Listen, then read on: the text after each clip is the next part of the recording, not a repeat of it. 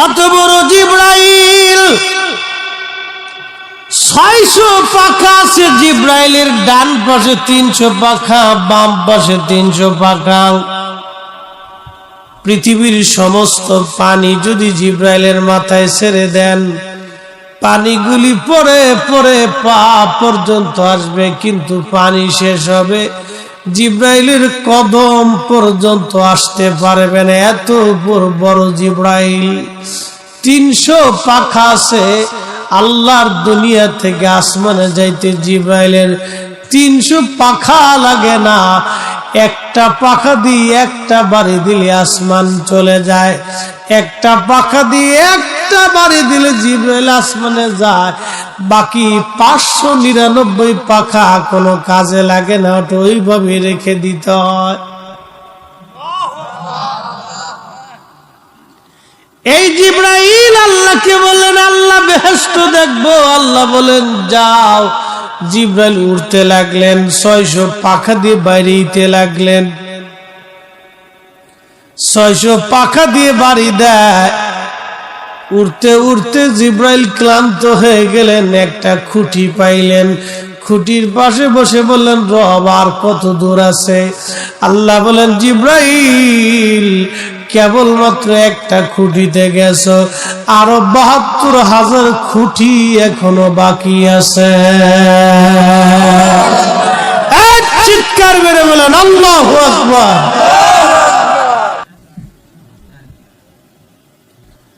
এ নবীর উম্মত, খুবই মনোযোগ দিয়ে শুনিয়া যান, কথাগুলি অনেক বড় দামি। আহা, পৃথিবী থেকে একদিন আমরা সবাই কবরে চলে যাব, একেবারে খালি হাতে চলে যাব, শূন্য হাতে, কিছুই নিতে পারবো না আমরা। সবাই তো চলে যাওয়া লাগবে। অতএব কি নিতে হবে? আল্লাহ কোরআনে বলে দিলেন, ইন্নাল্লাযীনা আমানু ওয়া আমিলুস সালিহাত, দুইটা জিনিস নিয়ে আসো, একটা ঈমান আর একটা আমল। ঈমান আর আমল, ঈমান আর আমল। এরপরে আল্লাহ পাক বললেন, ওয়াল আসরি ইন্নাল ইনসানা লাফি খুসরিন ইল্লাল্লাযীনা আমানু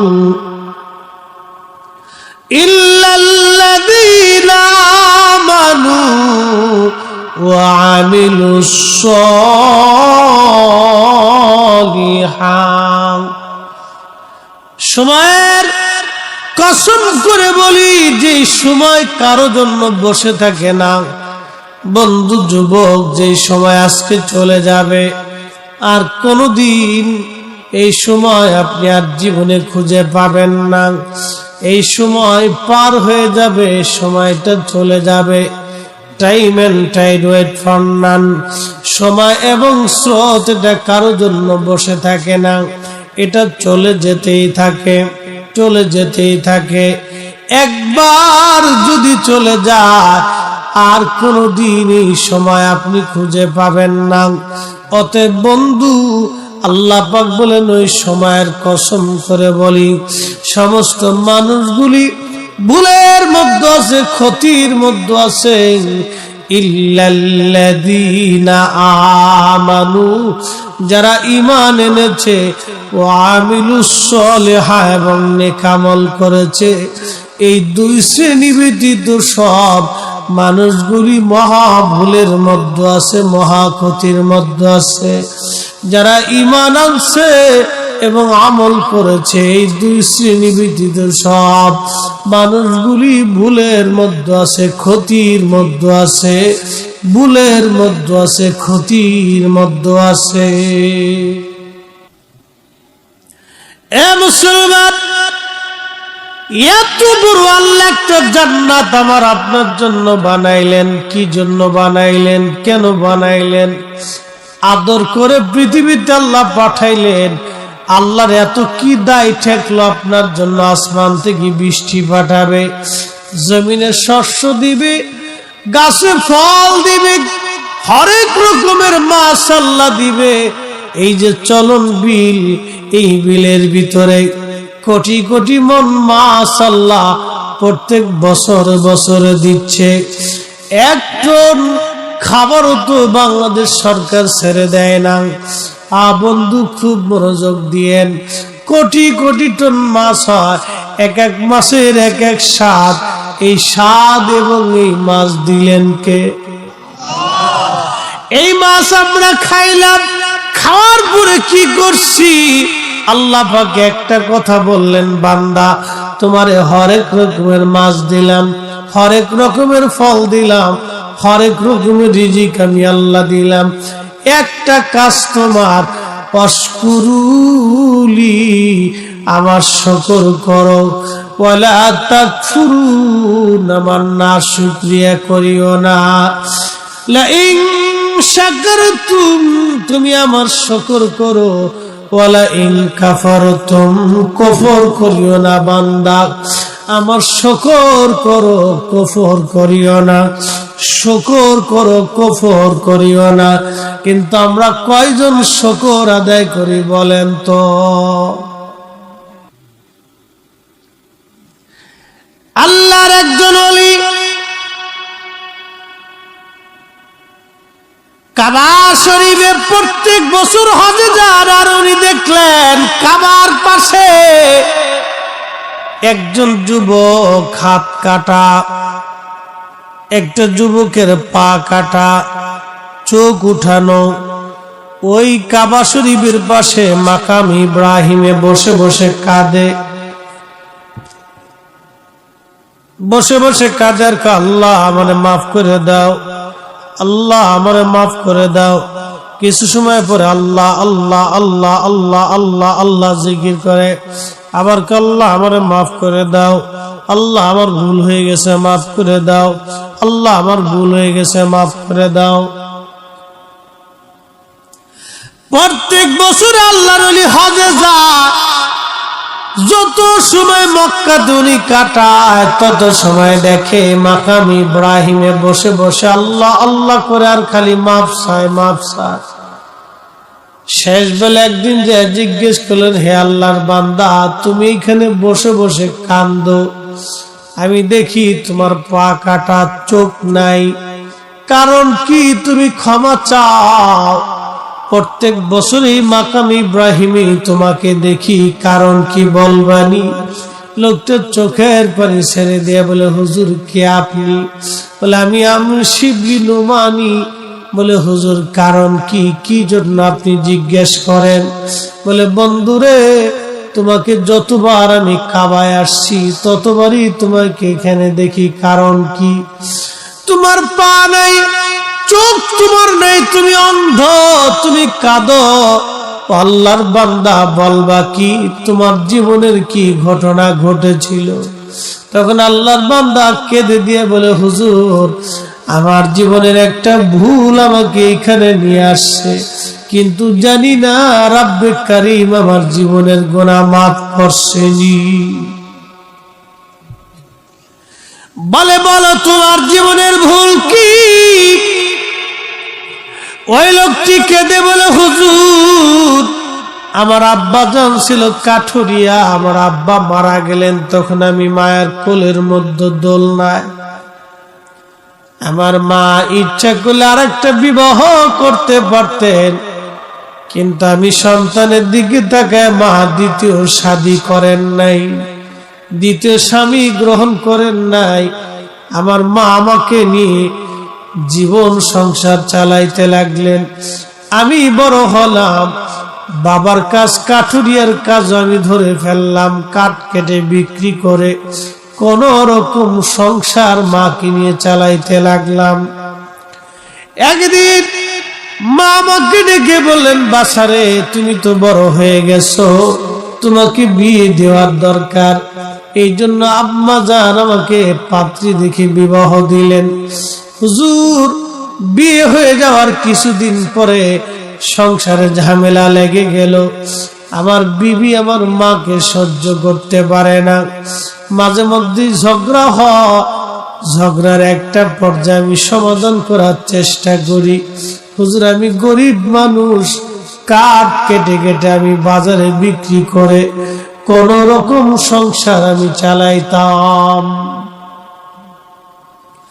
ও আল্লাহর ওলি, একদিনের একটা ঘটনা, আমি সকালবেলা ফজরের নামাজ পড়ে আমি আমার বিবি সাহেবকে বললাম, বিবি রে, আমি জঙ্গলে চলে যাচ্ছি কাঠ কাটার জন্য, দুপুরের খাবারটা আমাকে জঙ্গলায় পৌঁছাই দিও। আমি কথা বলে চলে গেলাম। সকাল সকাল সেদিন বেরিয়ে গেলাম, সারাদিন কাঠ কাটলাম, কিন্তু আমার বিবি আমার জন্য জঙ্গলে খাবার পাঠাই নাই। সন্ধ্যা লেগে গেল, বাজারে কাঠ বিক্রি করে আমি বাড়ি ফিরে আসলাম বাজার সদাই করে। এসে দেখি বিবি ঘরের এক কোনায় বসে আছে। জিজ্ঞেস করলাম, বিবি কি রান্না করেছো, খাবার দাও, সারাদিন আমি বড় ক্ষুধার্ত। বিবি বলল, আজকে কোনো রান্না বান্না করি নাই হুজুর, সারাদিন আমি ক্ষুধার্ত ছিলাম। যখন বলছে রান্না বান্না করি নাই, তখন আমার মেজাজ চটে গেল। জিজ্ঞেস করলাম, বিবি কি জন্য তুমি রান্না করো নাই? বলে, তোমার মা প্রত্যেক দিন আমার সঙ্গে ঝগড়া করে, আজও ঝগড়া হয়েছে।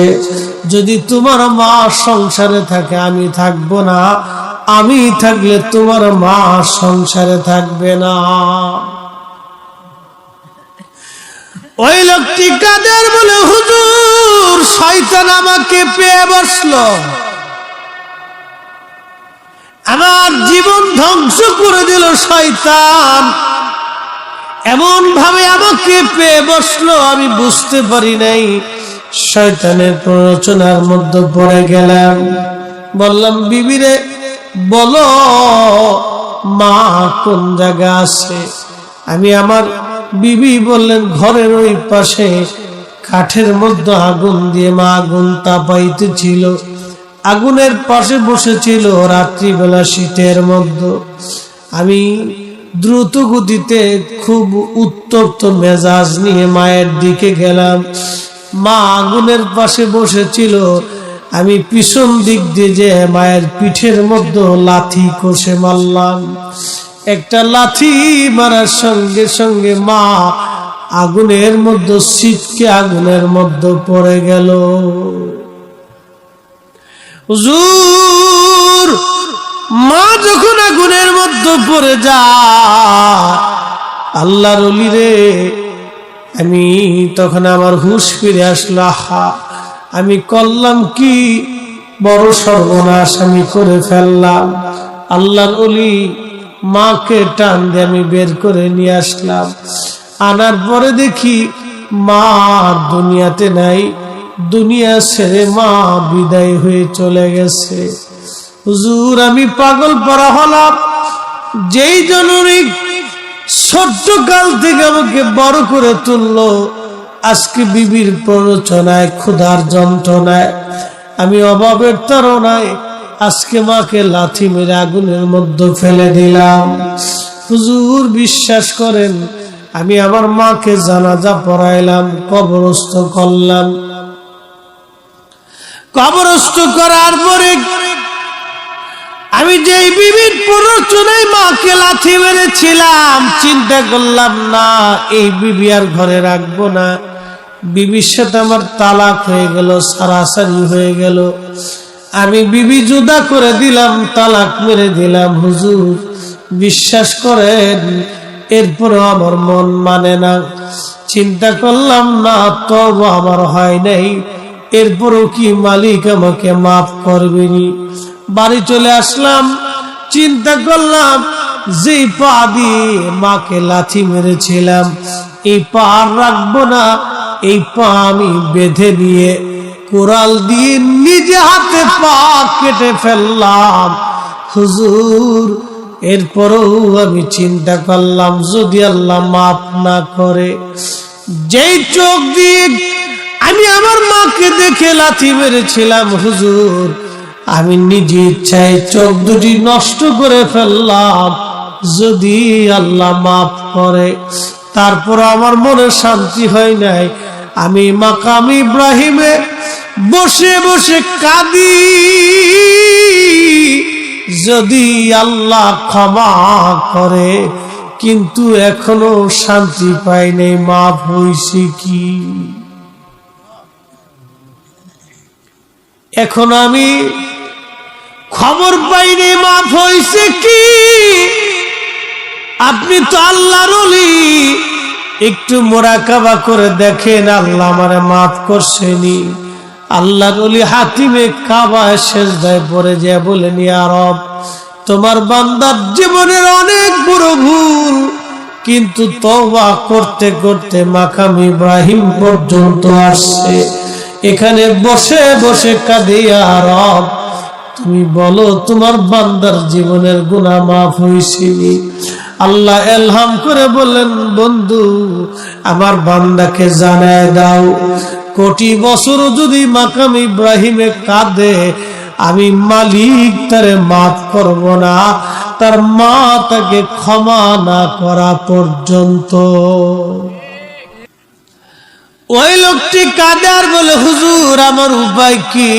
তাহলে আমি এত বছর ধরে মাকাম ইব্রাহিমে আছি, বছরের পর বছর ধরে প্রত্যেক বছর আমি হজ করি, এই মাকাম ইব্রাহিমে শুনছি দোয়া কবুল হয়, সে আশায় বসে আছি গো আল্লাহর ওলি, বলেন আমার জীবনের গুনাহ মাফ হইবেনি? বলে চলো দেখি তোমার মায়ের কবরের পাশে চলো। মাকাম ইব্রাহিমে বসে বসে কোনো কাজ হবে না। প্রশ্ন রাখবেন, হুজুর মার কবরের পাশে গেলে কি হবে, বাবার কবরের পাশে গেলে কি হবে?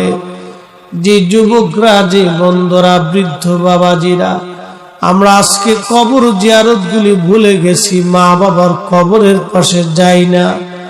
আপনি জানেন বাবা মার কবরের পাশে গেলে কি হয়? যখন আপনি যা থেকে সালাম দিবেন, তখন বাবা কবর থেকে সালামের জবাব দিয়ে বলে, দেখছো আমার খুকা বুড়া হয়ে গেছে, কিন্তু আমি বাবার কবরের পাশে দাঁড়ায় গেছে। মা ডাকবে, দেখছো আমার ছেলেটার দাড়ি পেকে গেছে, তারপর আমার ছেলে আমার কবরের পাশে দাঁড়ায় গেছে। ওই সন্তানের জন্য বাবা মা তখন খুশি হতে থাকে। যখন সন্তান কবরের পাশে দাঁড়ায় কিছু জিয়ারত করে, বাবা মার জন্য দোয়া করে, তখন কবর থেকে বাবা মাও দোয়া করতে থাকে। একবার জোরে বলা যাবে কি সুবহানাল্লাহ? ওই কবর থেকে তারা চিনে, তারা দেখে। আপনি দেখেন না, আপনি চিনেন না, সেটা আপনার দোষ। ওই কবর থেকে তারা চিনে। আপনি যে কবরের পাশে যে দাঁড়িয়েছেন, সালাম দিছেন, ওই কবরওয়ালা আপনি চিনি, আপনাকে দেখে, আপনি দেখেন না। তা না হলে সালাম দেওয়ার অর্থ কি? যে সালামের জবাব দিতে পারে না, সালাম দিতে শোনে না, তাকে সালাম কি করে দিবে? প্রত্যেক কবরওয়ালারা আপনাকে দেখে, কিন্তু আপনি দেখেন না। প্রিয় নবীজি একদিন বদরের প্রান্তরে কাফেরদের লাশগুলি কুয়ার মধ্যে ফেলে দেওয়া হয়েছিল। বদরের সেই কুয়া এখনো আছে মসজিদের পাশে, বদর মসজিদের পাশেই কুয়া। এই কুয়ার পাশে দাঁড়ায় নবী বলতেছে, এ উতবা, সাইবা, আবুল আহাব, মুগিরা, আবু জেহেল, তোমাদেরকে না বলেছিলাম, কালেমার দাওয়াত দিয়েছিলাম, বুঝলি? আজকে তো আল্লাহর কাছে চলে গেছিস, বসতো এবার দেখতো আমি সত্য না মিথ্যা, এখন আল্লাহর কাছে যে বুঝবি। হযরত ওমর পিছন থেকে বলে, ইয়া নবী আল্লাহ, ওরা তো মরে গেছে, মরা মানুষের কথা শুনে নবী বললেন, ওমর ওই মালিকের কসম করি যে মালিক আমাকে সত্য সহ নবী করে পৃথিবীতে পাঠিয়েছে, তুমি যেরকম শোনো তোমার চাইতে তারা বেশি শোনে, তুমি যেমন দেখো তোমার চাইতে তারা এখন বেশি দেখতেছে। কাফেররা মরার পরে দেখে তো মুসলমান কি করবে বলেন তো? এই জন্য কবরের পাশে যাবে। এই যারা পিতা মাতা কবরে চলে গেছে, মায়ের কবরের পাশে যে দাঁড়াবেন, হাত তুলে কেঁদে দিবেন। বাবার কবরের পাশে দাঁড়াবেন, প্রত্যেক জুমাতে যাবেন, প্রত্যেক ফজরে যাবেন, সুযোগ হলে কাজ না থাকলে প্রত্যেক ফজরে বাবার কবরের পাশে দাঁড়িয়ে যাবেন। এই আমল ভুলে গেছি আজকে আমরা, এই সুন্নতের কথা মনেই নেই আমাদের। আল্লাহ রসুল বলছেন শেষ জামানাতে আমার একটা সুন্নতকে যদি তোমরা আঁকড়ে ধরো, ঠিক মতো পালন করো, 100 শহীদের সওয়াব তোমাদের আমলনামায় হবে। আরো জোরে হযরত ফাতিমাতুজ জাহরা প্রত্যেক জুমাতে হাউদে চড়ে, উটের পিঠে চড়ে উহুদে যে আমির হামজার মাজার শরীফের পাশে যে দোয়া করতেন, দাদার জন্য দোয়া করতেন আর কাঁদতেন। দাদা খুব ভালোবাসতো ফাতেমাকে। হযরত আমির হামজার দাদা ছিলেন, খুব ভালোবাসতো ফাতেমাকে। এত ভালোবাসতো, ফাতেমার বিয়ের সময় উট দুম্বা কুরবানি করে, আমার নাতির বিয়ে হচ্ছে, উট দুম্বা জবাই দিয়ে ফাতেমার অলিমা খাওয়াইছিলেন এবং খুব কেয়ার করতেন ফাতেমাকে। এই জন্য ফাতেমা সারা জীবন কৃতজ্ঞ ছিলেন দাদার প্রতি। প্রত্যেক জুমাতে দাদার কবরের পাশে যে দাঁড়ায় কাঁদতেন আর দাদার জন্য দোয়া করতেন। এটার নাম কৃতজ্ঞতা। আমরা অকৃতজ্ঞ হয়ে গেছি, ভাবতেছি মসজিদে নামাজ পড়ে সেজদা দিয়ে বেহেশতে চলে যাবো নাকি। হ্যাঁ, আমরা দিন যত যাচ্ছে তত অকৃতজ্ঞ হচ্ছি, দিন যত যাচ্ছে তত নফল ইবাদত থেকে আমরা সরে যাচ্ছি। কথা বলেন ঠিক কিনা? আমরা তো নফল ভুলেই যাচ্ছি, অথচ নফলের দাম কত জানেন? এই নফলের দাম কত? নবীজি বলছেন উম্মত বান্দা যখন ফরজ ইবাদত করার পরে নফল করে, তখন আল্লাহ রাব্বুল আলামিন নফল ইবাদতের কারণে বান্দার দুইটা চোখ আল্লাহর চোখ হয়ে যায়। আসতে বললেন কেন? আরো জোরে বলেন তো। কার চোখ? আল্লাহর চোখ। বান্দার চোখ আল্লাহর চোখ হয়ে যায়। বান্দার কান আল্লাহর কান হয়, বান্দার হাত আল্লাহর হাত হয়, বান্দার পা আল্লাহর পা হয়, বান্দার জবান আল্লাহর জবান হয়,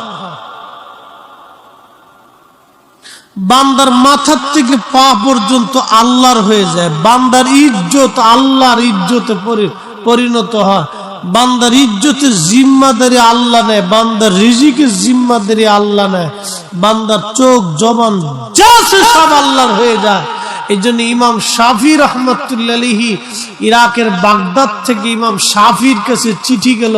খলিফা হারুন রশিদ লেখলেন, হুজুর আপনি তাড়াতাড়ি ইরাকের বাগদাদে আসেন, রোম রাজ্য থেকে একদল লোক আসছে, অনেক বড় পণ্ডিত, জ্ঞানী, গুণী, সায়েন্টিস্ট আর দার্শনিক রোমান সম্রাট পাঠিয়ে দিয়েছে আমার দেশে বহস করার জন্য। বহস হবে মুসলিম এবং খ্রিস্টানদের মধ্যে। এই বহসের প্রধান মুবাহিস আপনি তাড়াতাড়ি করে ইরাকের বাগদাদে চলে আসেন। ইমাম শাফিঈ ফিলিস্তিনে থাকতেন, উনি ফিলিস্তিন থেকে চিঠি লিখছে, আমি ইরাকের বাগদাদে যাব, বহস করব, কিন্তু শর্ত হলো সময় হবে বাদ জোহর, জোহরের নামাজের পরে, আর স্থান হবে দজলা নদীর পারে। আল্লাহু আকবার বলে যাবে। ইমাম শাফিঈ লিখতেছেন দজলা নদীর পারে বহস হবে, সময় হবে জোহরের নামাজের পরে। খেলাটা দেখেন। ইমাম শাফিঈ আসছে, বহসের সময় তারিখ হয়ে গেল। বিরাট বড় বহস, লক্ষ লক্ষ মানুষ আসছে। খ্রিস্টান এবং মুসলমানদের মধ্যে বহস হবে দেখার জন্য। হযরত ইমাম শাফিঈ রাহমাতুল্লাহি আলাইহি বহসের সময় উনি গেলেন স্টেজে। কিন্তু স্টেজে উঠলেন না, নিচ থেকে বললেন, খলিফা আমাকে আগে জোহরের নামাজ পড়া লাগবে, পরে আমি বহাস করব। বললেন আমাকে একটা জায়নামাজ দেন। জায়নামাজ দেয়া হলো। হযরত ইমাম শাফিঈ জায়নামাজ উনি স্টেজে বিছান নাই, জমিনের উপর বিছান নাই, ওনার নিজের জায়নামাজ নিয়ে দজলা নদীর পানির উপরে জায়নামাজ বিছাইয়া জায়নামাজের উপরে দাঁড়াইয়া দজলা নদীর মাঝখানে যে নামাজ পড়তে লাগলেন। না হয় নাই, আরো জোরে, আরো জোরে। তেলের গাড়ি তেলে চলে,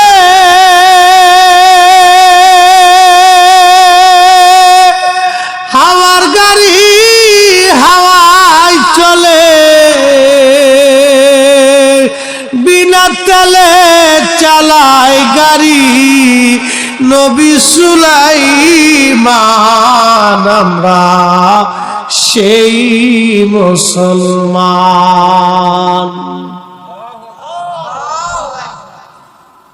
মসজিদে জুতা চুরি করি, কি জাত মুসলমান চিন্তা করি, মসজিদে জুতা চুরি করি। হযরত ইমাম শাফিঈ জায়নামাজের উপরে নামাজ পড়া শুরু করলেন দজলা নদীর মাঝখানে। সুবহানাল্লাহ হবে? এরকম মুসলমান আসে না বগুড়াতে,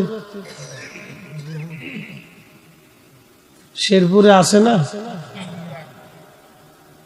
যমুনা নদীর ভিতরে নামাজ পড়ে জায়নামাজ বিছিয়ে।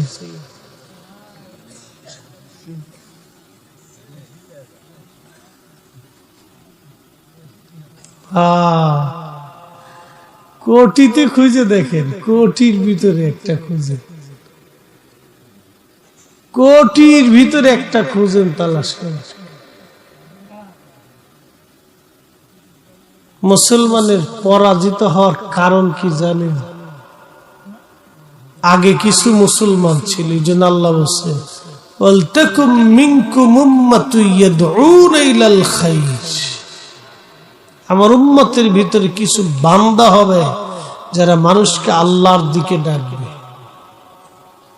আমিও ডাকি, আমার ওয়াজ আর খাজা মাইনুদ্দিন চিশতের ওয়াজ এক ওয়াজ। এই যে ওয়াজ করতেছি কাদের সামনে? আমি মুসলমানের সামনে ওয়াজ করতেছি। আর খাজা মাইনুদ্দিন চিশত যখন ওয়াজ করেছে তখন এদেশে কালেমার আওয়াজ দিলেই গা ছমছম করে উঠছে। এখনো পৃথিবীর বহু জায়গা মুসলমান মসজিদই বানাইতে পারে না।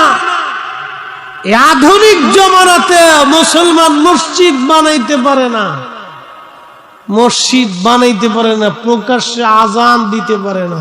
পৃথিবীর বহু জায়গা আছে, পৃথিবীর বহু জায়গা আছে মুসলমান আজানই দিতে পারে না। সেই কঠিন দুর্ভিদ্য কট্টর সনাতন ধর্মের মানুষের ভিতরে যিনি কালেমার দাওয়াত পৌঁছাই দিয়েছেন তিনি খাজা আজমের সঞ্জরি।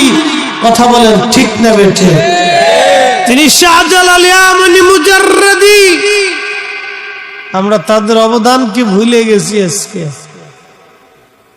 নিজেদেরকে বিরাট বুজুর্গ ভাইবে একবারে বিরাট দাইল আল্লাহ বানাইছি। বিরাট বড় দাইল আল্লাহ, একবারে বিরাট কিছুই ওনাদের সমালোচনা করে।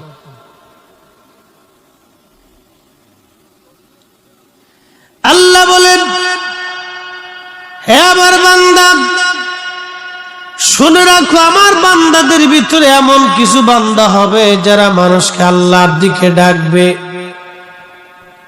আজকে আমি হাজার হাজার মানুষের সামনে ওয়াজ করি, আপনাদের সামনে বয়ান করলাম, কিন্তু আমি প্রত্যেকটা মুসলমানের সামনে কালেমার কথা বলছি। একদিন খাজা আজমেরি যখন কালেমার কথা বললেন তখন মুসলমানের ভিতরে বলেন নাই। সামনে ডানে বামে পিছনে যারা ছিল সব অবিশ্বাসী, অবিশ্বাসীদের মধ্যে কালেমার দাওয়াত তিনি পৌঁছাইলেন। একটা না রে, দুইটা না, এমন দাঈল আল্লাহ তারা ছিলেন। 1 কোটি মানুষ কালেমা পড়ে সেদিন মুসলমান হয়ে গেল। একবার আওয়াজ তুলে জোরে বলা যাবে আল্লাহু আকবার। তেলের গাড়ি তেলে চলে, হাওয়ার গাড়ি হাওয়ায় চলে,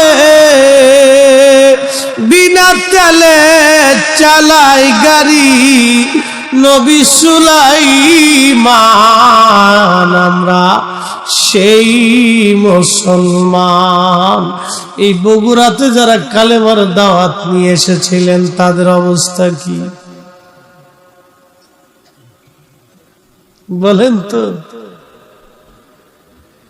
কেউ শহীদ হয়েছে, আল্লাহর ওলির মাজার মহাস্থানগড়ে আছে, এই শেরপুরে আছে, বাবা খুব মনোযোগ দিয়েন, রাজশাহীতে আছে, রংপুরে আছে, ওই নেত্রকোনাতে, ওই আপনার বাগেরহাটে, সিলেটের জমিনে, বাংলাদেশের প্রত্যন্ত অঞ্চল ঢাকা শহরের রাজধানীর মিরপুরে শাহ আলী বগদাদী রাহমাতুল্লাহ আলাইহি ঘুমিয়েছেন শত শত বছর আগ থেকে।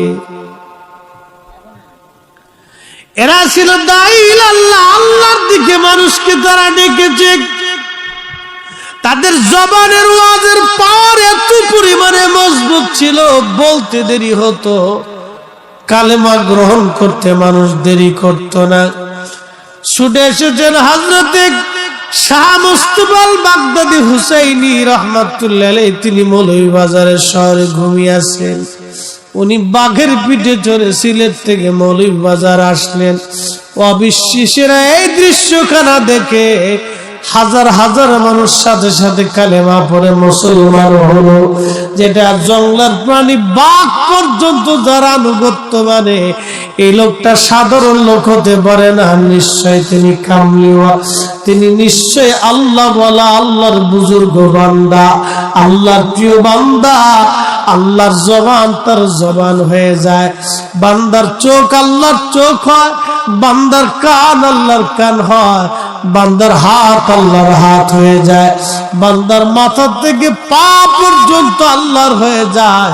এই জন্য আল্লাহর ওলিদের সঙ্গে যারা হয় তাদের দুনিয়াও চিন্তা নাই, আখিরাতেও চিন্তা নাই। কথা বলেন ঠিক কিনা? মেহেশ্বর, এ কোরআন শরীফ মানেননি আপনারা? এখানে কি কোনো সন্দেহ টন্দেহ মনে হয় আছে নাকি? ভুল টুল আছে মনে হয়? তো এখানে আল্লাহ বলছেন আলা, সাবধান, ইন্না, নিশ্চয়, আউলিয়া আল্লাহ, আমার ওলি শকর, লা খাউফুন, কোনো ভয় নাই, ওয়ালা হুম ইয়াহজানুন, চিন্তাও নেই। আরো জোরে কোন? ভুল ত্রুটি আছে, সন্দেহ আছে, তাদের ভয় নাই, ফয়সালা কার? হ্যাঁ, ইমাম শাফঈ জায় নামাজ বিছিয়ে দিলেন দজলা নদীর উপরে। পানি কি আমি ফরিদি সাহেব মনে খাতির করছে নাকি? একদিন পদ্মা নদী দিয়ে পার হচ্ছি, তখন ব্রিজ হয়নি, পদ্মা সেতু হয়নি। ওই যে মা ঘাটে একবার লঞ্চ ডুবে বহু মানুষ মারা গেছে, তার 15 দিন পরে ওই ঘাট দিয়ে যাইতেছি, তো নদীর ভিতরে যাওয়ার পরে তুফান শুরু হয়েছে। তো পদ্মা নদীর তুফান তো খুব মারাত্মক তুফান। লঞ্চের ভিতরে যা আছে সব কাঁদে, আল্লাহ বাঁচাও, আল্লাহ বাঁচাও, আল্লাহ বাঁচাও। বেডা বেডি, সেরা সেরি, টোনা টোনা, বুড়া জুয়ান সব কান্দে, আল্লাহ বাঁচাও। যখন লঞ্চ ঘাটে ফিরল তখন কয় সারেং এইভাবে ধরছে, কেউ কেউ কাজ করে ধরছে, কেউ কেউ সোজা করে ধরছে। এরপর আল্লাহটা ভুলে গেছে।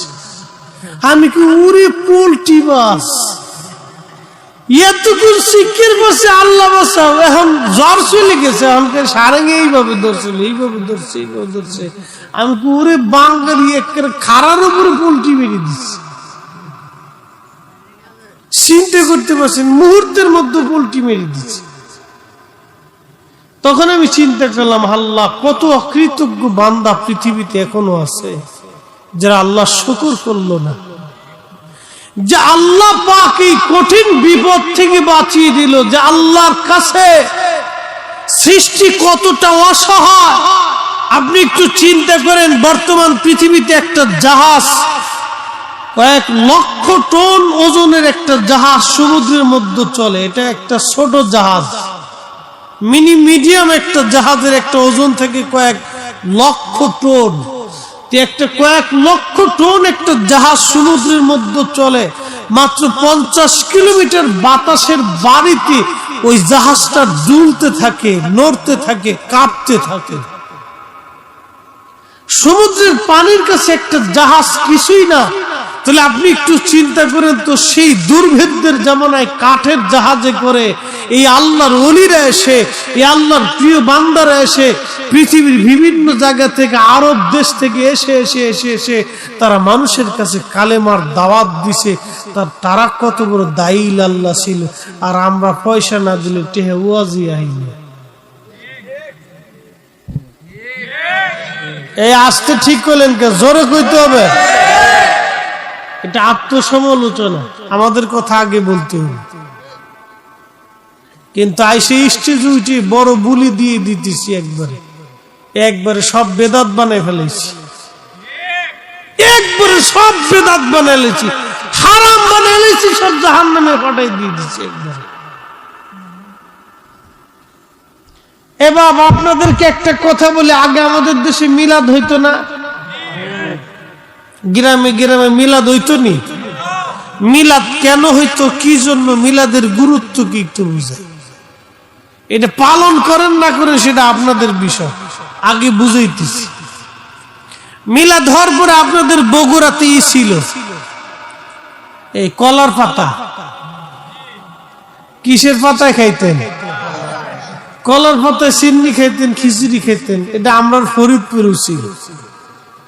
এখন তো ভাই কত আত্মধনিক হয়ে গেছে, সিস্টেম চেঞ্জ হয়ে গেছে, কলার পাতাটা তার বরাতে নাই। এই কলার পাতে আপনারা মিলাদ হতো। ফজিলাত আমি হালাল হারাম পরে মশাল আসতেছে, আগে বুঝাই। আব্দুর রহিমের বাড়িতে মিলাদের দাওয়াত দিছে, তো এই গ্রামের সবাই মিলাদে গেছে। রহিম চিন্তা করলো, আমার বাড়িতে মেহমান আসতেছে, তো কিছু মেহমানদারি করা লাগবে। তো খিচুড়ি পাকাইছে, কিছু মিষ্টান্ন পাকাইছে। এখন আপনারা বলেন, 10 জনে মিলে যখন একসাথে খাবার খাইলেন, মোহাব্বত বাড়লো না কমলো? আচ্ছা, রহিম যে সবাই দাওয়াত করে আপনার জন্য মেহমানদারি ব্যবস্থা করছে, রহিম যে আপনাদেরকে দাওয়াত করে খাওয়াইলো, রহিমের রিজিক কি কমলো না বাড়লো? বাড়লো। আচ্ছা, এই যে আপনারা খাবার খাইলেন, খাবার খাওয়ার পরে চলে আসলেন, এখন রহিমের প্রতি আপনাদের মোহাব্বত বাড়লো না কমলো? কেন? রহিমের বাড়ি আমি একবেলা খাবার খাইছি, যদিও রিজিকের মালিক আল্লাহ, কিন্তু খাওয়াইছে রহিম আপনাকে। রহিমের প্রতি আপনার কি বাড়ছে? মোহাব্বত বাড়ছে। এই যে আদান প্রদান, এক জায়গায় বসা এবং খাওয়া, এই যে দোয়া করা, এটা একটা মোহাব্বত পরিধি হয়, বাড়ে, ভালোবাসা বাড়ে। এটা সমাজের ভিতরে, গ্রামের ভিতরে মোহাব্বতটা বাড়ে, এটা কমে না, এটা বাড়তে থাকে। মানুষের ঘরে অভাব ছিল, কিন্তু আগে মানুষের মোহাব্বত ছিল। একজন লোক অসুস্থ হইলে তাকে সেবা দেওয়ার জন্য মানুষ পাগল হয়ে গেছে। এখন রাস্তায় পড়ে থাকলেও কেউ ধরতে চায় না। বাবা, আমরা শহরে চলি, বিভিন্ন জায়গায় চলি, দেখি পড়ে রয়েছে অ্যাক্সিডেন্টে, মানুষ হাসতেছে, হাঁটতেছে, চলতেছে, ধরতে চায় না। কেন? কি এক মুসিবতের জমানাতে পড়ছে আপনি জানেন? কত কঠিন জমানাতে। হসপিটালে গেছেন, কিছু কিছু দালাল আছে হসপিটালে, কানে কানে এসে 500 টাকা দেন, ভালো একটা সিট দিতেছি। কথা কন না কেন, না খারাপ বলতেছি? তাহলে বুঝেন তো কোন পর্যায়ে আমরা গেছি, আমাদের পর্যায়টা কোন পর্যায়ে গেছি বুঝেন। মানুষ হইয়া ভবেতে আসিয়া মানুষের করিলাম কি, দাইল আল্লাহ কারা ছিল রে, কারা ছিল? এইভাবে সারা পৃথিবীতে কালেমার দাওয়াত তারা পৌঁছাইলো। চট্টগ্রামে আসলেন হযরত বদর রহমাতুল্লাহ আলাইহি।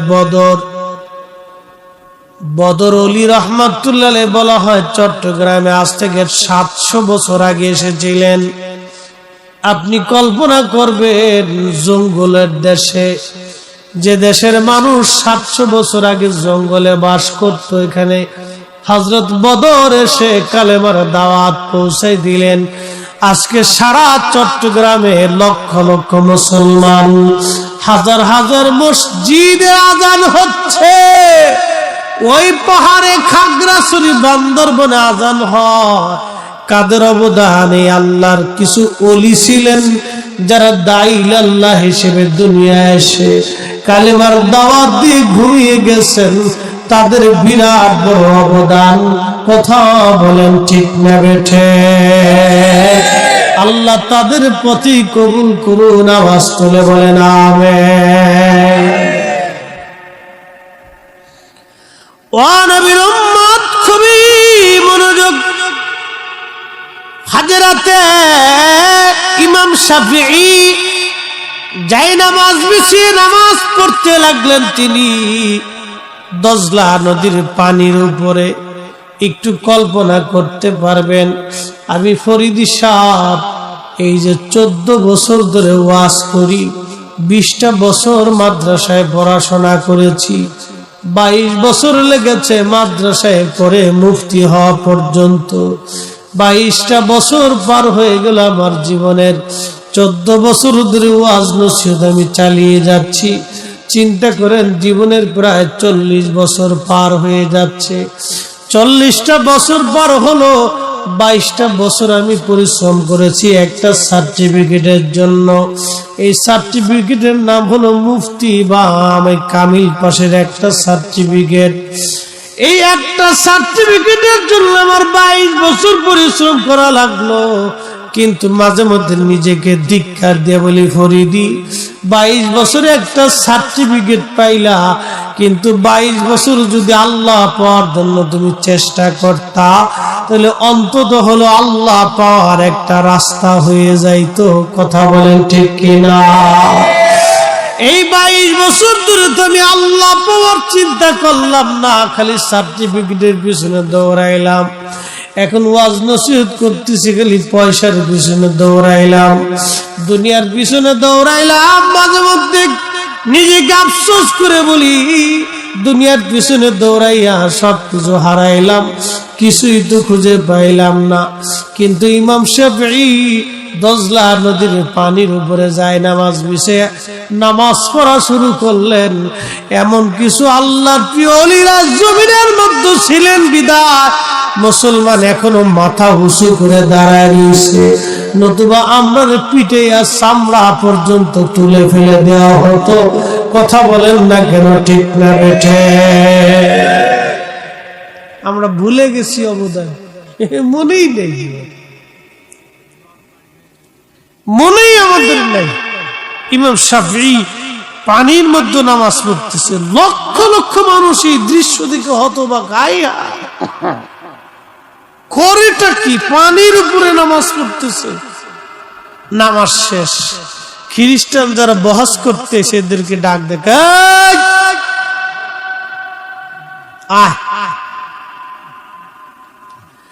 কে বহাস করবি, আয় তাড়াতাড়ি আয়। আমি ইমাম আবু ইদ্রিস আশ-শাফিঈ যাই নামাজ বিছিয়ে নদীর উপরে নামাজ পড়লাম। তোদের কলিজায় যদি বহাস করার সাহস থাকে, আমার এই দজলা নদীর মাঝখানে আজকে বহাস হবে, তোদের সাহস থাকলে আয়। খ্রিস্টান যিনি মিশনারি প্রধান ছিলেন, উনি করজোরে বললেন, হুজুর আমি কেন 14 গোষ্ঠীর পক্ষেও সম্ভব না এই দজলা নদীর মাঝখানে যাই আপনার সাথে বহস করা। না সুবহানাল্লাহ, মনে হইতেছে সুবহানাল্লাহ বুড়ো হয়ে গেছে। একসাথে জোরে বলে সুবহানাল্লাহ।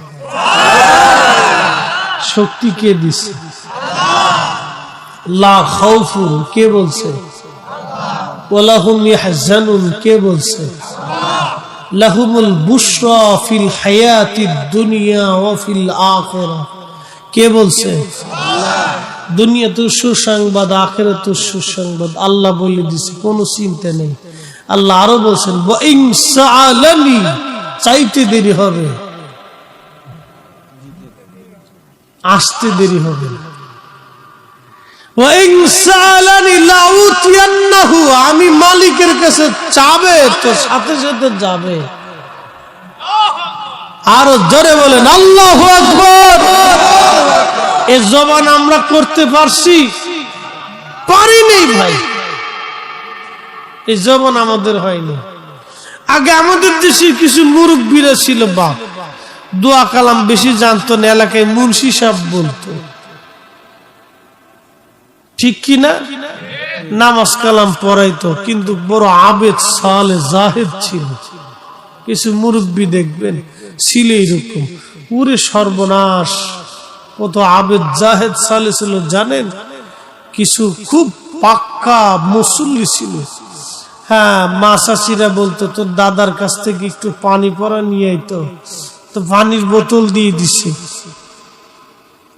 দাদার কাছে যা কইতাম, দাদা মুন্সি দাদা পানি চাইছে। মা কি হয়েছে? বলে পেট ব্যথা।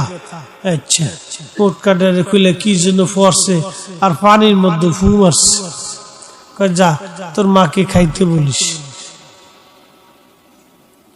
মা পানি খাইছে, পেট ব্যথা ভালো হয়ে গেছে। বর্তমানে একটু পেট ব্যথা হলে মহিলাকে নিয়ে যাওয়া লাগে ঢাক, বগুড়াতে শেরপুরে।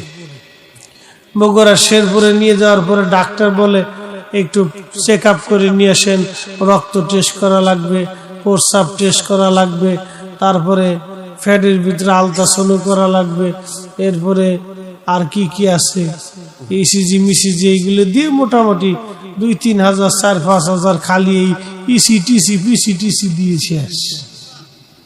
কি কথা কর না গাড়ি, বাজেট ভিজিট তো আরো আছে। এরপরে ইসি পিসি টিসি পিসি শেষ করার পরে এরপরে একটা প্রেসক্রিপশন দিল, দেন আরো 2500 টাকার ওষুধ। তা মোটামুটি 1010 টাকা চলে যায়। 10,000 টাকা নাই, খালি ঢুকলেই শেষ। কিন্তু এক ফুই আল্লাহ রাব্বুল আলামিন ওই পানির ভিতরে ওই রোগের ঔষধ আল্লাহ বানাই দিছে। একসাথে জোরে বলেন আল্লাহু আকবার। কি জবানটা ছিল একটু চিন্তা করেন তো। কারণ আমরা ফু দিই, এই যে ফুয়াইতেছি কিন্তু কাজ হইতেছে না, কারণটা কি? এই যে ফু মারতেছি কাজ হয় না রে বাপ। কারণ হলো আগের মানুষের জবানের কেরাতের অশুদ্ধতা ছিল, কিন্তু দিলের পরিশুদ্ধতা ছিল। এখন আমাদের জবান দিল দোনোটাই অপরিশুদ্ধ হয়ে গেছে, যার ভিতর থেকে যা বের হয় কিছুই আহে না, খালি ফুড আহে, খালি ফু আহে, ভিতরে কিছু আসে না। আল্লাহকে যতই ফু আস কাম হবে না। কারণ কি জানেন? আল্লাহ রাসূল বলছেন, আমার উম্মত এমন একটা জমানা আসবে, সুদের ভিতরে এমন ভাবে ঢুকে যাবে যে কেউ সুদ থেকে মুক্ত থাকবে না। বর্তমান বিশ্বিক ব্যাংকিং পদ্ধতিটা তার বাস্তব প্রমাণ।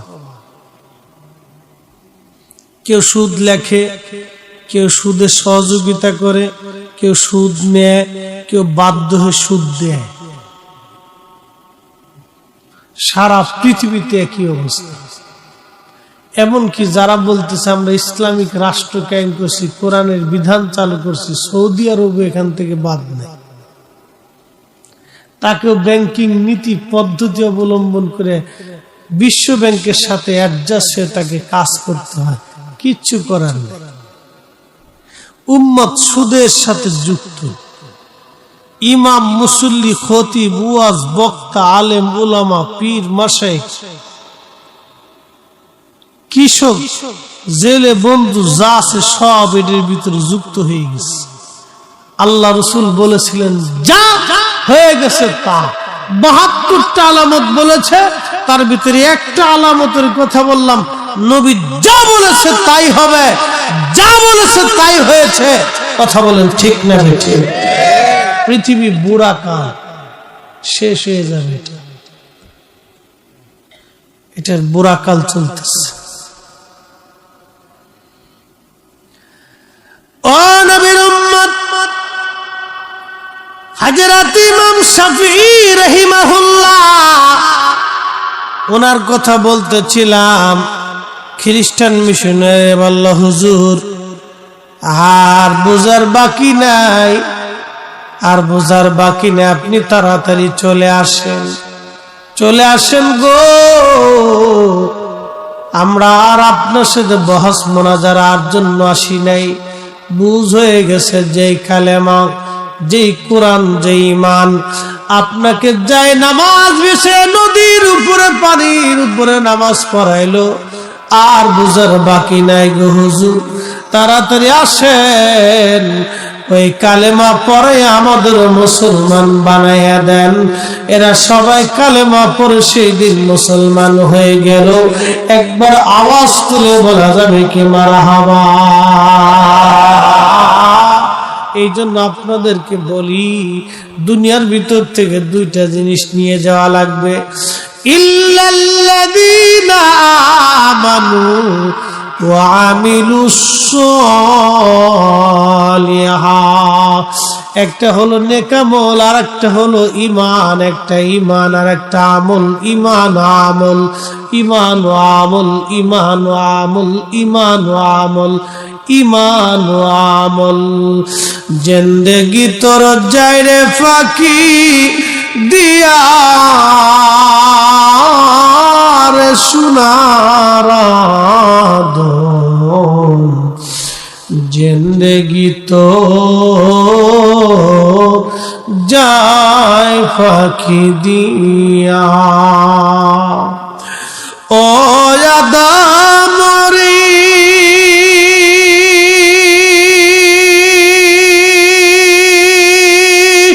পাগ ধরিয়া গেছে দাড়ি, দন্তবাসে গোটা চারি,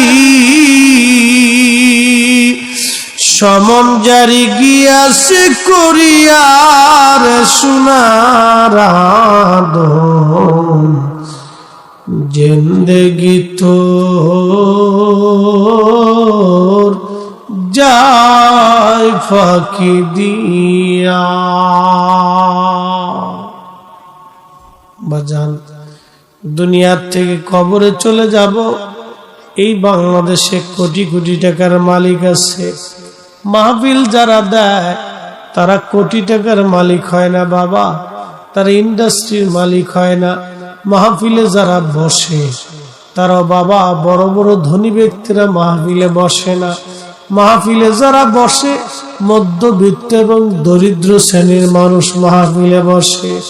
এই জন্য নবী বলছেন, আমার গরিব উম্মতরা ধনীদের ৫০০ বছর আগে জান্নাতে যাবে। তাও কোন ৫০০ বছর জানেননি? দুনিয়ার ৫০,০০০ বছর আর আখিরাতের একদিন, সেই দিনের ৫০০ বছর আগে গরিবরা জান্নাতে চলে যাবে। সুবহানাল্লাহকে আসতে হবে আরো জোরে। এ মুসলমান, খুবই মনোযোগ দিয়ে শুনেন, এই পৃথিবী থেকে আমরা কবরে চলে যাব। এই বাংলাদেশের কোটি কোটি টাকার মালিক আছে, গ্রুপ ইন্ডাস্ট্রির মালিক আছে, কবরে চলে গেছে। সন্তান কবরের পাশে দাঁড়ায় না, বনানী গুলশান এবং ওই আপনার কি বলে আজিমপুর গোরস্থান, বড় বড় গোরস্থান, সন্তান বাবা মার জন্য দোয়া করার সময় পর্যন্ত পায় না। কিন্তু দুনিয়াতে যদি একটা নেককার সন্তান রেখে যান, নামাজের পরে সন্তান দোয়া করবে। এখন তো আবার একদল আছে নামাজের পরে দোয়া টোয়া মানে না, এরা তো ডাইরেক্ট আল্লাহরে পাইতে চায়, আল্লাহরে খুশি করতে চায়। কিন্তু না না না, আল্লাহর দরবারে হাত বাড়াইতে হবে, অনুনয় বিনয় করে আল্লাহর কাছে দরখাস্ত করা লাগবে, আল্লাহর কাছে কাঁদতে হবে, কাঁদলেই আল্লাহ খুশি হয়ে যাবে। আমরা সেজদা আল্লাহর দরবারে পছন্দ নাও হতে পারে, কিন্তু চোখের পানি খোদার দরবারে পছন্দ হয়। আল্লাহর নবী বলেন, আমার উম্মত যখন খোদা রব্বে কারীমের দরবারে চোখের পানি দিয়া মাছির মাথার পরিমাণ একটু পানি যদি একবার চোখ দিয়ে গড়াইয়া এই গোশতের উপরে এসে পড়েই যায়, আল্লাহর নবী ডাক দিয়ে বলতেছেন, শোনো, আমার আল্লাহ পাক খুশি হইয়া 7টা জাহান্নামের আগুন ওই পানি দিয়ে আল্লাহ নিভাইয়া দেবে। একবার জোরে বলা যাবে কি সুবহানাল্লাহ? চোখের পানির দাম আছে না নাই? অনেক দাম, অনেক দাম। এই দাম আমি বুঝাইতে পারতাম না। একটু মাছির মাথা পড়তে দেরি হবে, মাফ হইতে দেরি হবে। যে যাই বলুক, রব্বে কারীমের দরবারে হাত তুলে চোখের পানি ছেড়ে দিবে।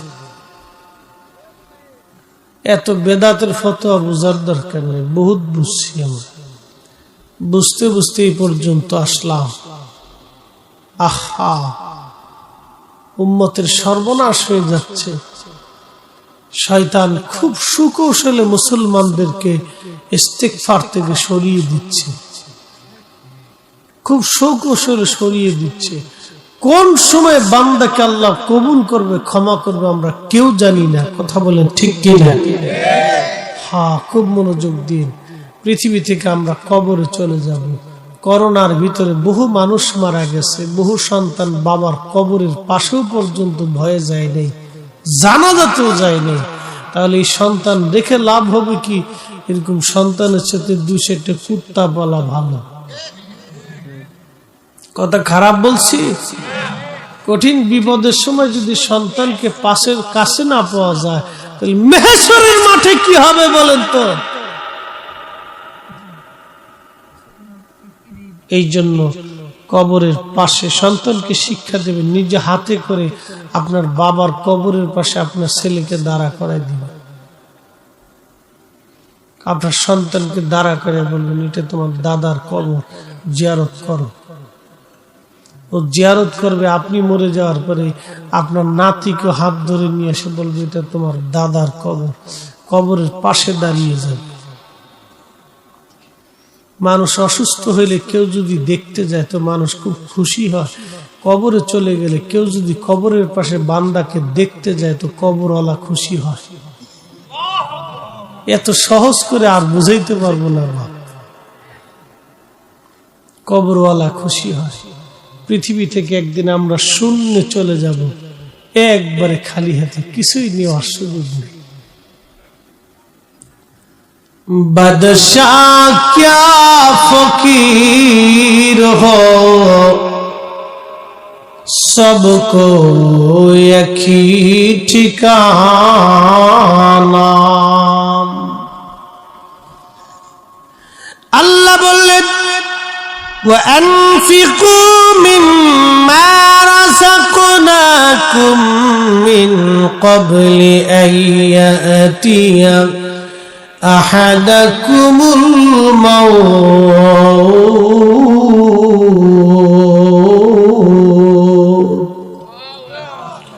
এ বান্দা, তুমি যে সম্পদ অর্জন করেছো, তোমাকে যে রিজিক আমি আল্লাহ দিলাম, আসমান থেকে জমিন থেকে যে সম্পদ দিয়েছি, টাকা দিয়েছি, পয়সা দিয়েছি, তোমাকে যে সম্পদ দিলাম, এই সম্পদগুলি তুমি আমি মালিকের পথে, আমি আল্লাহ রাস্তায় তুমি খরচ করো। কিছু টাকা কিছু সম্পদ তুমি আমি আল্লাহর পথে খরচ করো। যদি না করো, কিয়ামতের ময়দানে কিছু মানুষ এই গোশতগুলি কামড়ায় কামড়ায় টেনে টেনে ছেড়ে ফেলবে আর বলবে, ইয়া রব, ফায়াকুল রাব্বি লাউলা আখরতানি ইলা আজালিন করিব। আল্লাহ গো, আবার পৃথিবীতে আমাদেরকে পাঠান, বেশি বেশি করে আমরা পৃথিবীতে যাবো, ফাস সাদাকা, বেশি বেশি করে তোমার পথে খরচ করবো, আকুম মিনাস সালিহিন, নেককারদের অন্তর্ভুক্ত হয়ে যাব। আল্লাহ জবাব দিবে, ওয়ালা ইউআখিরুল্লাহু নাফসান ইযা জাআজালুহা। বান্দারে, আর দুনিয়াতে দ্বিতীয়বার আসার কোনো সুযোগ হবে না, কোনো চান্স নাই। একবার চলে গেলে আর আসার সুযোগ নাই। দম ফুরাইলে থাকার আর সুযোগ নাই, চলে গেলে আসার আর সুযোগ নাই। দম ফুরাইলে থাকার আর সুযোগ নাই। একদিন মাটির ভিতরে হবে ঘর রে মন আমার, কেন হাই হাই হাই হাই শেষ।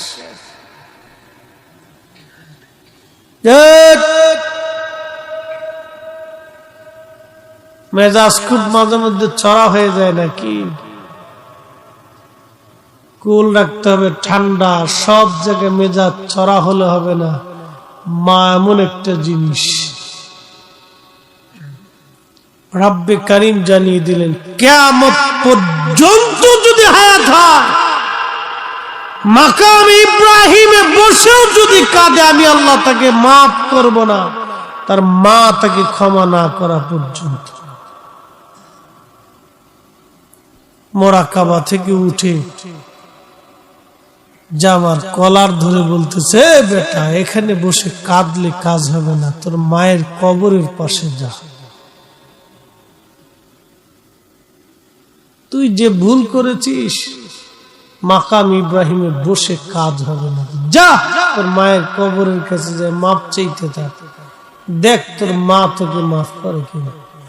যদি ওখান থেকে মাফ হয় তো আশা দিন থেকে মাফ হবে, নতুবা কোটি বছর কাঁদলেও তোর মাফ হবে না। এক বাক্যে শেষ। এরপরও যদি কারো পিতা মাতারা বাধ্য হতে মন চাইতে হবে না, অসুবিধা নেই, কিন্তু আল্লাহর আদালতে দাঁড়াইতেই হবে বাপ। এখান থেকে নিস্তার পাওয়ার কোন সুযোগ নেই। মেহেশরে আল্লাহর সামনে দাঁড়াইতে হবে। ইন্না বাতশা রাব্বিকা লাশাদীদ। আল্লাহ বলেন, আমার ধরাটা খুব শক্ত ধরা, ধরলে ছুটি পালিয়ে যাওয়ার কোন সুযোগ নেই। এই জন্য কোরআনে আল্লাহ বলতেছে, ইয়া মাশারাল জিন্নি ওয়াল ইনসি ইসতাতাতুম আন তানফুযু মিন আকতার।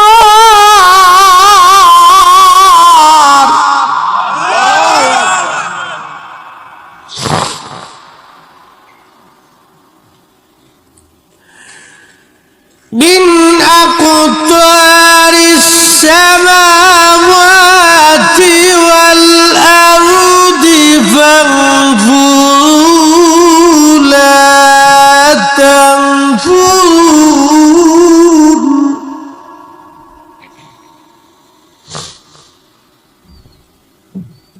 لا تنفذون إلا بسلطان.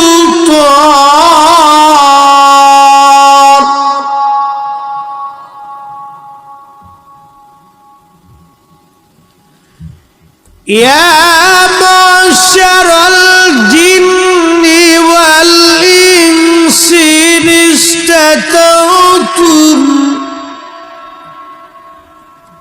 হে মানুষ এবং জিন, যদি পারো আমি আল্লাহ সীমানার বাহিরে যাইতে তো চলে যাও।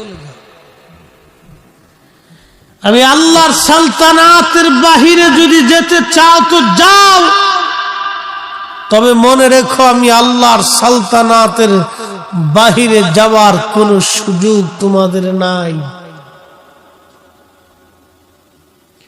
আমি আল্লাহর দেওয়া সীমানার বাহিরে যাওয়ার কোনো সুযোগ নাই। আছে কোনো সুযোগ? প্রিয় মুসলমান, কয়জনের শুকর আছে আমাদের মধ্যে বলেন তো? কয়জনের শুকর আছে? আমরা কয়জন শুকর আদায় করি? এই যে আল্লাহ আসমান থেকে বৃষ্টি দিলেন, এই যে জমিনে শস্য দিলেন, কয়জনের শুকর আছে?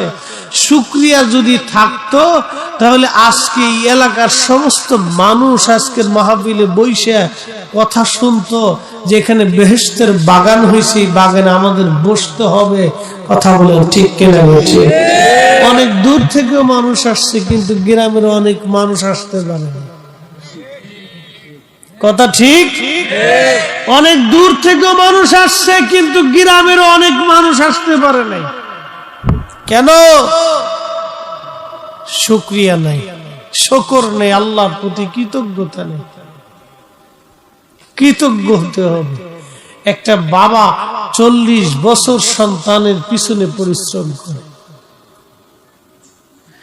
একটা মা সন্তানের পিছনে 40 বছর ধরে পরিশ্রম করতে করতে মার জীবনের সব শেষ হয়ে যায়। আহা, এই মা জীবনের সব শেষ করে ফেলে সন্তানের পিছনে সময় ব্যয় করতে করতে। কিন্তু এই সন্তান যখন বড় হয়, তখন এই সন্তান মায়ের সাথে বেঈমানি করে, বাবার সাথে বেঈমানি করে। যখন বাবা মার সাথে বেঈমানি করে, আমার আল্লাহ রাব্বুল কারীম তখন বলে দিলেন, হে বান্দা, হে বান্দা, কাদা রাব্বুকা আল্লা তা'বুদু ইল্লা ইয়াহু ওয়া বিল ওয়ালিদাইনি ইহসানা। আমার বন্দেগী করো, আমার গোলামি করো, বান্দারের সাবধান সাবধান, তোমার পিতা মাতার সাথে তুমি ইহসান করো, সুন্দর আচরণ করো। কিন্তু সন্তান যখন বয়স হয়ে যায়, বাবা মার সাথে বেঈমানি করে বসে। বহু সন্তান আছে বেঈমানি করে। তাহলে যখন বেঈমানি করলো তখন বেজার হয়ে যায় কে? একসাথে বলেন তো, কে বেজার হয়? আল্লাহ বেজার হয়। একটা ঘটনা আপনাদেরকে শুনি। এই যে শুকর, কৃতজ্ঞতা, বাংলায় বলে কৃতজ্ঞতা। আপনি একটা লোকের উপকার করছেন, এটা একটা কি মানে আপনার উপকার করছেন, সে আপনার প্রতি কৃতজ্ঞ হওয়া উচিত। মনোযোগ দিয়ে, আমাদের দেশে কিছু মানুষ আছে খুব দাওয়াত করে খাওয়াইছে, খাওয়ানোর পরে ডাইলি লবণ কম হয়েছে, গোশতে একটু মশলা কম হয়েছে। ও খাইতে যাওয়ার সময় কমেছে, দূর, খাবার টাবার তো ভালো দিছিল, কিন্তু গোশত ভালো হয়েছে না, ডাইলি লবণ কম হয়েছে। আবার কাউরে যদি খাবার একটু কম দিয়ে বসেন, তাহলে পরে যাওয়ার সময় দাওয়াত দিছে, খাবার দিতে পারে নাই। তো দাওয়াত দিল কে আর খাবার দিতে পারলো না কে? তো দাওয়াত দেওয়ার দরকার কি? এরকম কিছু মানুষ আছে খাবার নিয়ে সমালোচনা করে, এগুলো কুত্তার চাইতেও খারাপ। কথা খারাপ বলছি? একটা লোক আপনাকে দাওয়াত দিছে, সে সর্বাত্মক চেষ্টা করছে আপনাকে ভালো খাওয়ানোর জন্য। আপনার পাতে যা দিছে ওইটা খাইয়ে আপনি আল্লাহর দরবার শুকর করতে হবে। আল্লাহ, তুমি আমার জন্য যা বরাদ্দ করছো রিজিক, আমি খাইছি, তোমার বান্দা আমারে খাওয়াইছে, সে চেষ্টা করছে, তুমি আরো তার বেশি করে খাওয়ানোর তৌফিক দাও। আমাদের দরকার ছিল তার জন্য দোয়া করা, আল্লাহ শুকর করে। এটা না করে আমরা সমালোচনা করতেছি, তার মানে কুত্তাও ফেল হয়ে গেছে। এটার নাম হলো অকৃতজ্ঞতা। ও জান্নাত কে বানাইছে? কাদের লাগে? সুদ খাইলে খুব দিবে আল্লাহ নাকি? খুব আল্লাহ একবার বেহেশত দিয়ে দিন। এত বড় একটা আল্লাহ জান্নাত বানাইছে। কত বড় জান্নাত চিন্তা করতে পারছেন। উড়তে উড়তে ক্লান্ত হয়ে গেছে জিবরাইল। পৃথিবী থেকে আসমানে যাইতে জিবরাইলের একটা পাখার একবারই যথেষ্ট। এটা কত বড় জান্নাত, একটু কল্পনা করেন তো। আল্লাহ আপনাকে দিবে, এমনি দিয়ে দিবে, ভাবতেছেন ঘুমায় ঘুমায় পেয়ে যাবেন। আমার দেশে কিছু ভাইরা লাইলাতুল বরাতেও ঘুমায়। কি কথা কন না কে? ওকে ঘুমানো অসুবিধা নেই, না করলেও চলতে থাকুক, অসুবিধা কি? চালাইতে থাকেন মেশিন, না করলেও চলে। বাস দেশে তো বহুত আছে, না করলেও চলে। এখন একটা কথা বের হয়েছে, না করলেও চলে। এটা আল্লাহর কথা না, এটা শয়তানের কথা। আর আল্লাহ কোরআনে কি বলছে? فَمَن يَعْمَلْ مِثْقَالَ ذَرَّةٍ خَيْرًا يَرَهُ। তুমি যদি অনুপরিমাণ নেকের কাজ করো, আমি আল্লাহ বেনিফিট তোমাকে দেব।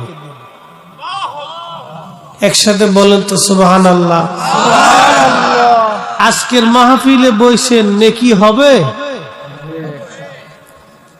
কথা বলেন হবে?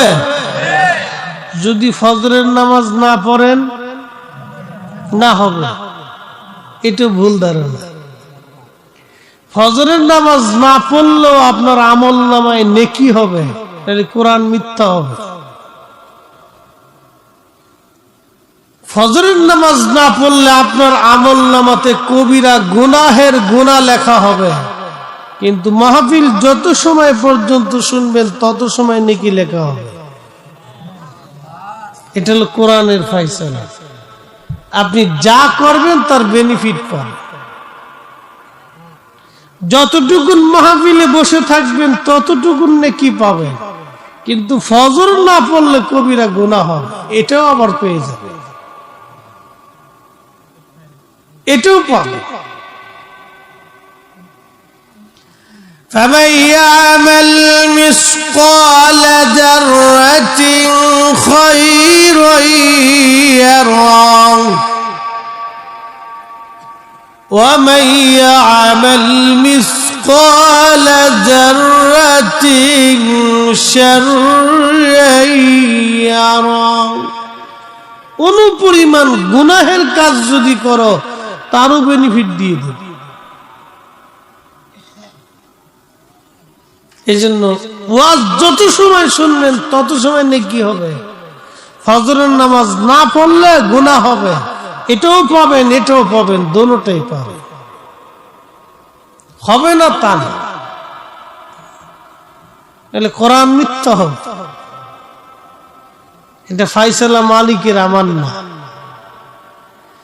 আপনি 1 টাকা দান করলে 1 টাকার সওয়াব পাবেন। 36 কোটি যদি সুদ খান তো 36 কোটি টাকার সুদের গুনাহ। যে দান করছেন 1 টাকা যদি হালাল হয় তাহলে নেকি পাবেন, আর যদি সুদের টাকা দিয়ে দেন তাহলে আর কিছু পাবেন না।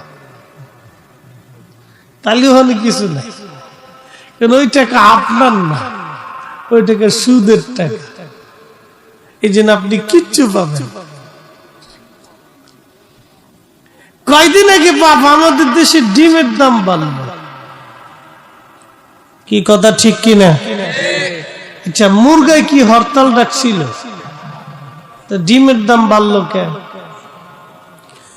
গত রাত্রিবেলা যে মুরগায় ডিম পারছে আজকে রাত্রিবেলা সে মুরগায় ডিম দিতেছে, পরের রাত্রিও সেই মুরগায় ডিম দিল, তার 3 দিন আগের রাত্রি একই মুরগি ডিম দিল। তো ডিমের দাম বাড়লো কেন?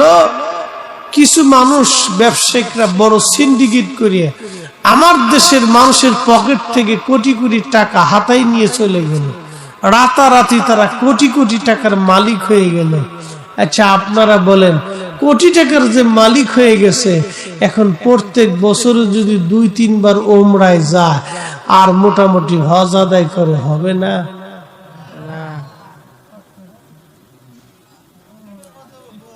আসতে বললেন কেন? হবে? কেন হবে না বলেন তো? সেই যেই টাকা দিয়ে হজে গেছে, এই টাকা তো ওর না, ওই টাকা আমরা 18 কোটি মানুষের। এই কথা কন না কেন? ও টাকা তো ওর না, ও আমাদের 18 কোটি মানুষের পকেটের টাকাও চালাকি করে নিছে। এখনো মক্কা শরীফে যায় যদি কাবার গিলাফ ধরে কাদের আল্লাহ আল্লাহ, শয়তানে ওরে শয়তান, তুই তো আমার সাথে বড় ভাবপুর বাজরে, তুই এখানে এসে কাবা করতে কাঁদতেছিস কে? তোর টাকা দিয়েছিস নাকি? তুই তো ভাবলি কি টিয়ে দিয়েছিস? এরকম বহু হাজি বাংলাদেশে আছে। ঢাকা শহরে থাকি, বসে বসে দেখি আর হাসি, হাই হাই হাসি। ওরে হাজি, হাজির চেহারা কি জানেন? দাড়িতে মেহেন্দি লাগাই ফেলাইছে, মাথায় সুন্দর টুপি, চক চক চক চক করে, জুব্বা আয়রন মাইরি রাখে সবসময়।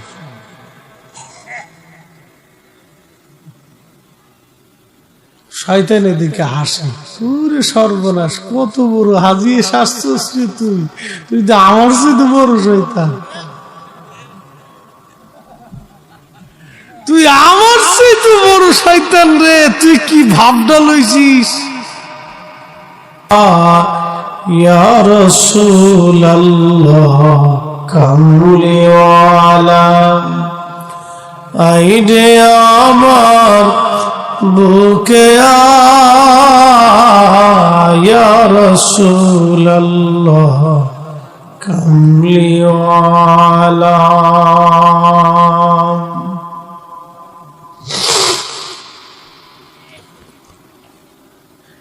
বাঁশবাড়িয়া দক্ষিণ পাড়া জামে মসজিদ প্রাঙ্গণ, ইসলামী জলসার সম্মানিত সভাপতি হযরত মাওলানা আজমল হোসেন নাটোরী সাহেব,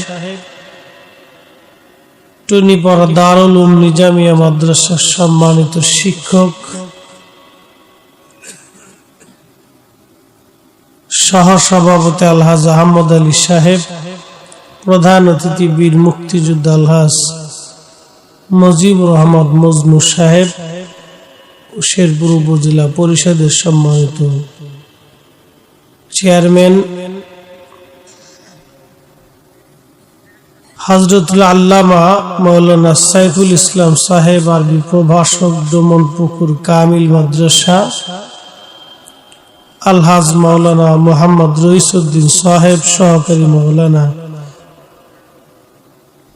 আলতাদিঘি সিনিয়র ফাজিল মাদ্রাসা, সম্মানিত অতিথিবৃন্দ, জনাব অ্যাডভোকেট গোলাম ফারুক সাহেব, জনাব মোহাম্মদ সুলতান মাহমুদ সাহেব, বরেণ্য অতিথি সাইফুল ইসলাম, আব্দুল হান্নান সবুজ এবং আমিনুল হক আমিন সাহেব সহ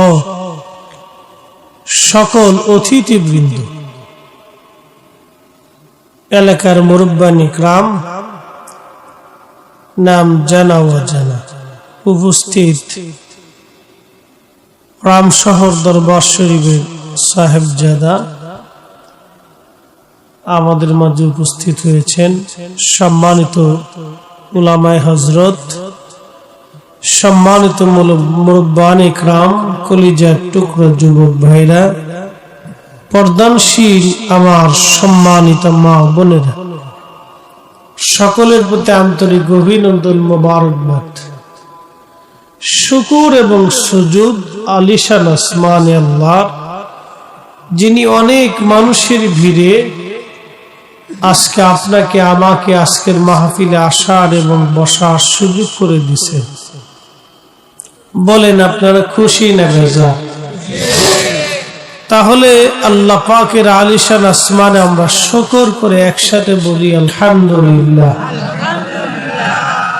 পৃথিবী একদিন ধ্বংস হবে, এতে কি কোনো সন্দেহ আছে? আল্লাহ বলেন কুল্লু মান আলাইহা ফানিউ ওয়া ইয়াবকা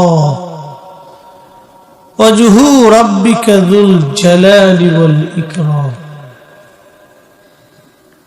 পৃথিবীর সব কিছু একদিন লয় হবে, ক্ষয় হবে, ধ্বংস হবে, কিছুই থাকবে না। একমাত্র যিনি থাকবেন তিনি মালিক আল্লাহ। এরপর আল্লাহ বলেন ফাবি আইয়ি আলাই রাব্বিকুমা তুকাযযিবান। হে মানুষ এবং জিন, বলো আমি আল্লাহর কোন কোন নিয়ামতকে তুমি অস্বীকার করবে? এটা ধান খাচ্ছিল। কি খেচ্ছিল? ধান খেচ্ছিল না? এটা ধান খেচ্ছিল। আজকে এটা এখন কিসের বাগান? জোরে বলতে হবে বাবা। মোনাজাতের পরে কি আর বেহেশতের বাগান থাকবে? থাকবে না। বুলন্দ নসিব সে মানুষটির যে বাগানের ভিতরে সে বসতে পারল। বদনসিব সে মানুষটির যে ঘুরে ঘুরে চলে গেল কিন্তু ভিতরে আসতে পারল না। আল্লাহ রাব্বুল আলামিন এই মাহফিলটা এখন বেহেশতের বাগান আছে, মোনাজাতের পরে এটার বাগান থাকবে না। এই মাহফিলটা আমার ভাইরা সাজিয়েছেন, ওলামা ইকরাম দাওয়াত করেছেন, তিনারা এসে তাকরীর করেছেন, আমি শেষ তাকরীরের জন্য বসে গেছি। আশেপাশে বহু মানুষ। আল্লাহ সবাইকে যেন মাহফিলে কবুল করেন, বলেন আমিন।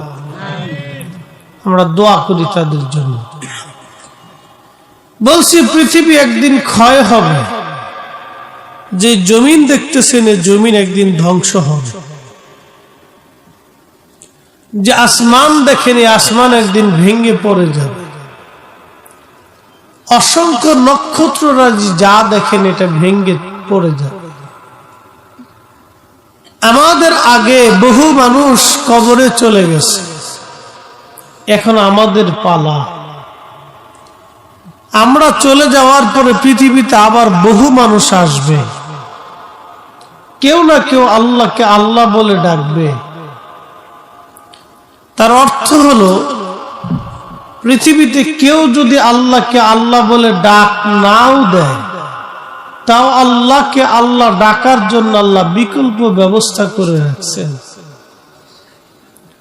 কোরআন শরীফ এই কোরআন সাক্ষী দিচ্ছে। আল্লাহ বলতেছেন ইউসাব্বিহু লিল্লাহি মা ফিস সামাওয়াতি ওয়া মা ফিল আরদ। আসমান ও জমিনের ভিতরে যাহা কিছু আছে সব আল্লাহ পাকের জিকির করে। আসমান ও জমিনের মধ্যে যা আছে সব জিকির করে আমার আল্লাহ, তাসবিহ পড়ে আমার আল্লাহ।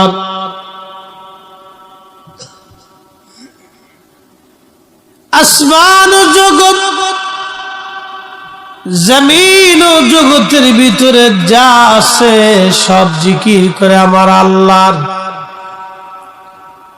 আল্লাহ বলেন আলাম তারা আন্নাল্লাহা ইয়াসজুদু লাহু মান ফিস সামাওয়াতি ওয়া মান ফিল আরদ।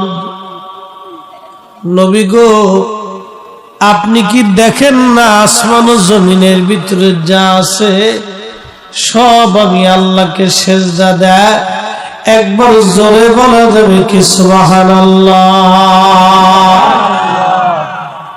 আমার দিকে তাকায়, যে কুত্তা রাস্তা দিয়ে হাঁটে ও আল্লাহকে সেজদা দেয়, আপনি দেখেন না?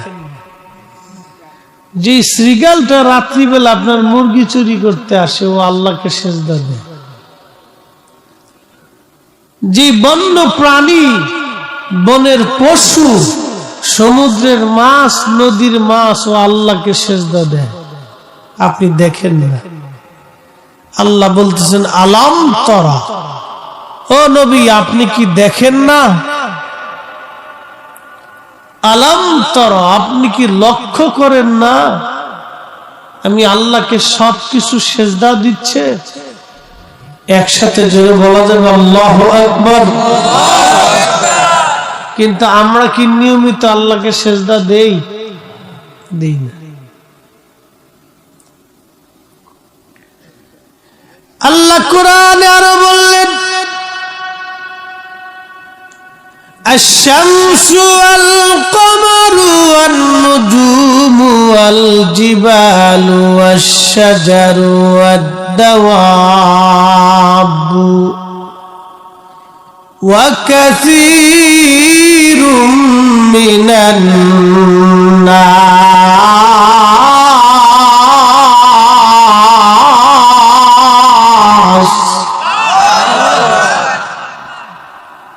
আল্লাহ কোরআনে বলতেছেন, হাবিব, সূর্য আমি আল্লাহকে সেজদা দেই, চাঁদ আমি আল্লাহকে সেজদা দেই, আর নুজুম নক্ষত্র আমি আল্লাহকে সেজদা দেই, ওয়াল জিবাল পাহাড় আমি আল্লাহকে সেজদা দেই, ওয়াশ শাজার সমস্ত গাছ আমি আল্লাহকে সেজদা দেই, ওয়াদ-দাওয়াব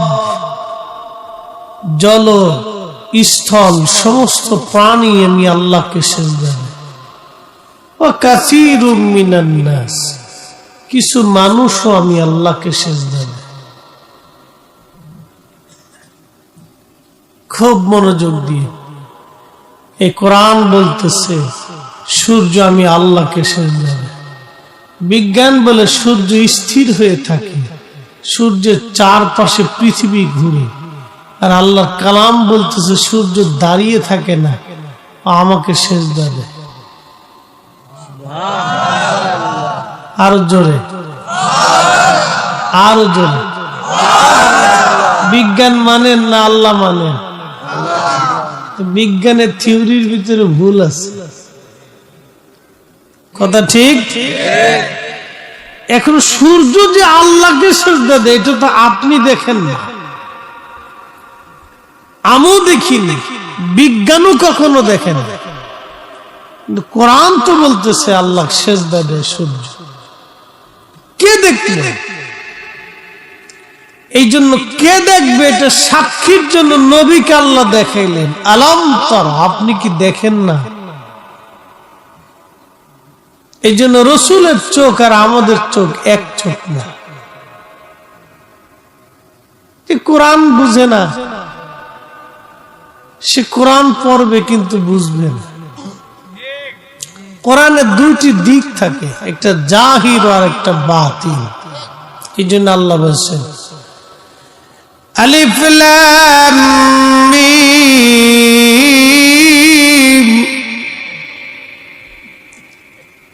আলিফ লাম রা ইয়াসিন তাহা, আলিফ লাম রা। আজও পর্যন্ত এর অর্থ কেউ করতে পারে। ইয়াসিন,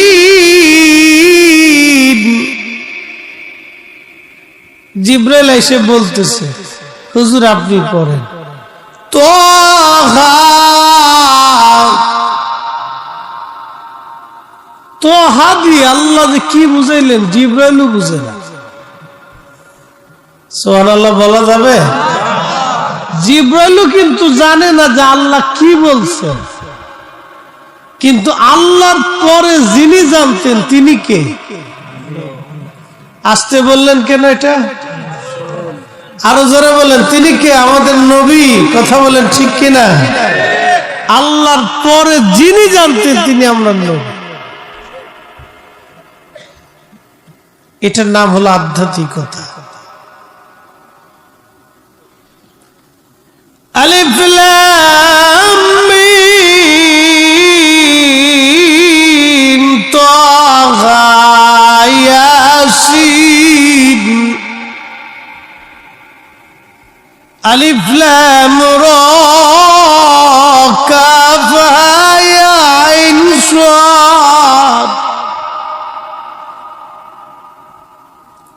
বলতে পারেন, জিবরাইল যিনি নিয়ে আসছেন তিনি কইতে পারেন।